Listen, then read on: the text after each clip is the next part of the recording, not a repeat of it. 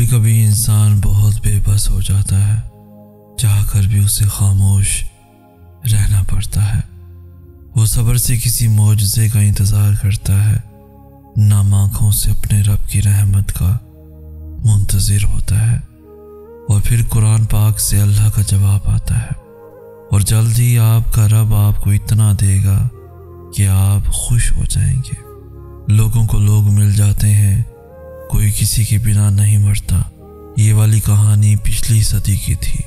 اب یوں ہوتا ہے کہ لوگوں کے پاس لوگ موجود ہوتے ہیں، اور ہم یعنی کہ ہم محض بیچ کا وقفہ ہوتے ہیں، تھکن اتارنے کا وقفہ، موڈ بدلنے کا وقفہ، اور پھر وقفہ ختم تو تعلق ختم۔ سنو، اگر تمہارے لیے کوئی چیز بہترین ہے تو وہ تم تک پہنچا دی جائے گی، اور اگر تمہارے لیے بہتر نہیں ہے تو آ کر بھی چلی جائے گی۔ تم اللہ کی مصلحتیں نہیں سمجھ سکتے، اس رب کی مصلحتیں تمہاری سوچ کے برعکس ہیں۔ اس لیے اگر تم سے کوئی چیز لے لی گئی ہے تو یہ بھی یقین رکھو کہ وہ اس سے بہتر تمہیں دے گا۔ تم بس ہر حال میں اس کا شکر ادا کیا کرو اور اپنے نصیب کی بہتری مانگا کرو، کیونکہ بے شک وہی بہتر جاننے والا ہے۔ اگر اس نے نوازنا نہ ہوتا تو وہ تمہیں بے نیند کر کے کیوں تڑپاتا؟ تمہاری اللہ کو پکارتی ہوئی آواز اس کی پسندیدہ بھی تو ہو سکتی ہے۔ جلد ہی وہ مقام آنا ہے جہاں اللہ نے تمہیں تمہاری مانگی ہوئی ہر چیز سے نواز دینا ہے۔ صبر شروع میں بہت مشکل لگتا ہے، کیونکہ ہم ان چیزوں سے آزمائے جانے کی عادی نہیں ہوتے جن سے ہمیں بے پناہ محبت ہوتی ہے۔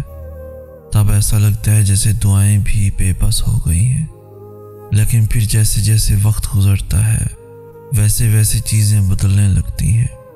پھر آہستہ آہستہ مخالف حالات بھی ہمارے حق میں ہونے لگتے ہیں، اور دعائیں بھی یکدم قبول ہونے لگتی ہیں۔ تب سمجھ آتی ہے کہ صبر تو بس اس راستے کا ایک حصہ تھا جو ہمیں ہماری پسندیدہ منزل تک واپس لے آیا ہے۔ ہم اجر کما تو سکتے ہیں، لیکن اس اجر کے ملنے کا وقت صرف اللہ ہی طے کرتا ہے۔ صبر صرف امتحان ہوتا ہے، ایسا امتحان جس کے بعد سب کچھ آپ کو ویسے ہی واپس لوٹا دیا جاتا ہے جیسے آپ سے لیا گیا تھا۔ تو آپ اللہ کے لینے پر صبر کر لیں، اللہ آپ کو دینے پر راضی ہو جائے گا۔ دعا کی قبولیت کی اس سے بہتر نشانی اور کیا ہو سکتی ہے کہ اللہ نے اب تک آپ کا دل دعاؤں میں لگایا ہوا ہے۔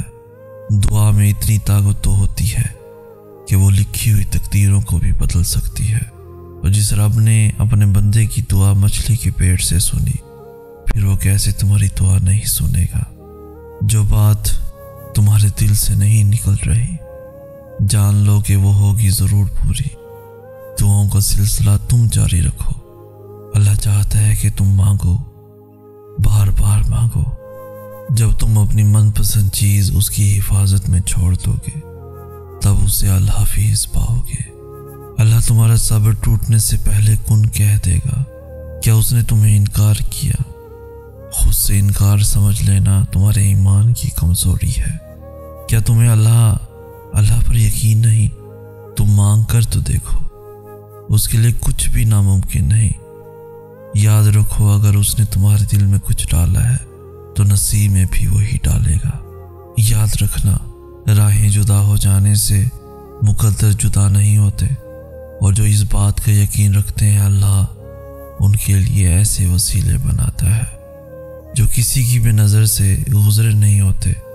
حالات سمجھ سے باہر ہو جائیں تو معجزے بھی عقل سے باہر کے ہوتے ہیں۔ دعائیں صبر مانگتی ہیں اور صبر انعام دیتا ہے۔ اللہ نے اگر دل دعاؤں کی جانب موڑا ہے تو کچھ تو ہے جو اس نے بدلنے کو سوچا ہے۔ اس شخص کے پیچھے کبھی مت بھاگو جو تم سے دوری اختیار کرتا ہے، جو تمہاری محبت کی قدر نہیں کرتا، جو تمہارے آنسوؤں کی لاج نہیں رکھتا، جو تمہاری خاموشی نہیں سن سکتا، جس نے تمہاری مسکراہٹ چھین لی۔ جو شخص ایک دفعہ تمہیں چھاؤں سے دھوپ میں لا کر کھڑا کر سکتا ہے، وہ دوسری دفعہ بھی تمہیں تکلیف پہنچاتے ہوئے نہیں رکے گا، تبھی اللہ نے اسے تم سے دور کر دیا ہے، کیونکہ وہ تمہیں اتنی تکلیف میں نہیں دیکھ سکتا۔ اسے تو تمہاری مسکراہٹ اتنی پسند ہے کہ اس نے تمہارا مسکرانا سنت قرار دے دیا۔ اس کو تو تمہاری آنکھ سے نکلنے والا ایک آنسو بھی گوارا نہیں۔ تم ایک دفعہ اس پر یقین رکھ کر تو دیکھو، تم ایک دفعہ اس کا انتخاب تو دیکھ لو۔ وہ کتنی محبت سے تمہاری جانب دیکھتا ہے، اس کی وہ محبت بھری نظر محسوس تو کرو۔ کیا دل نہیں لرزتا اس کی موجودگی محسوس کر کے؟ اس کے فیصلوں کا سکون محسوس کرو تو صحیح۔ لوگ کبھی بھی ان چیزوں کو تم تک پہنچنے سے نہیں روک سکتے جو اللہ نے تمہارے لیے لکھی ہوئی ہیں، پھر وہ کتنی ہی کوشش کیوں نہ کر لیں، کتنی ہی جان کیوں نہ مار لیں، جو تمہارا ہے وہ صرف تمہارا ہے، اور کوئی بھی اس حقیقت کو بدل نہیں سکتا، کوئی بھی اس حقیقت کو تم سے چھین نہیں سکتا۔ زندگی کے بہت سے اسباق میں سے ایک سبق یہ بھی سیکھا ہے کہ جب ہم اللہ پر چھوڑ دیتے ہیں معاملہ، تو وہ رب ایسی ایسی جگہوں سے نوازتا ہے کہ انسان حیرت زدہ ہو کر سوچتا ہے کہ یا اللہ، میرے صبر کا اتنا اچھا صلہ۔ ہم لوگ یہ سوچنے لگ جاتے ہیں کہ جس نے برا کیا اس کے ساتھ کچھ ہوا ہی نہیں، یہ نہیں دیکھتے کہ اللہ ہمیں دنیا میں کیا کیا دے رہا ہے اس کے بدلے میں۔ اور جہاں تک بات ہے اگلے کے مقافات عمل کی، تو وہ اللہ بہتر جانتا ہے کہ کب کس کو کیسے اور کیا سبق دینا ہے۔ صرف ایک بار دل بڑا کر کے اپنا معاملہ اللہ پر چھوڑ کر دیکھیں، اور پھر جس کے دل میں طلب ہوتی ہے، جو صبر والا ہوتا ہے، توکل والا ہوتا ہے، وہ امید نہیں چھوڑتا، وہ مسلسل یقین سے مانگتا رہتا ہے، روتا ہے، پھر کبھی نا امید نہیں ہوتا۔ تمہارا مان ہے نا اللہ پر کہ وہ دعا سنے گا، دیکھنا وہ تمہارا مان ٹوٹنے نہیں دے گا، اور تمہاری دعاؤں پہ کن کہہ دے گا انشاءاللہ۔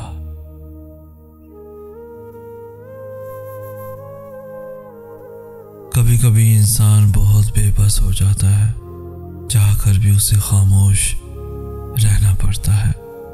وہ صبر سے کسی معجزے کا انتظار کرتا ہے، نام آنکھوں سے اپنے رب کی رحمت کا منتظر ہوتا ہے، اور پھر قرآن پاک سے اللہ کا جواب آتا ہے، اور جلد ہی آپ کا رب آپ کو اتنا دے گا کہ آپ خوش ہو جائیں گے۔